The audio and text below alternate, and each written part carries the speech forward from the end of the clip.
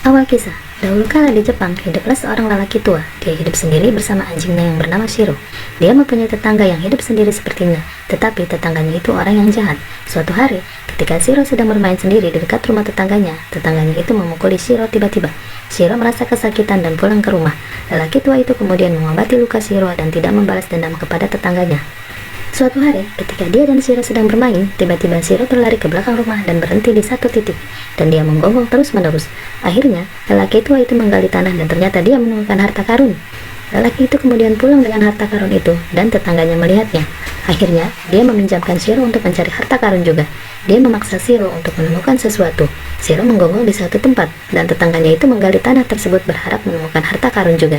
Tetapi, dia hanya menemukan kantong putih yang berbau busuk. Akhirnya, lelaki tua itu memberikan sedikit harta karunnya kepada tetangganya, dan tetangganya akhirnya sadar bahwa selama ini dia telah berbuat jahat kepadanya dan Shiro.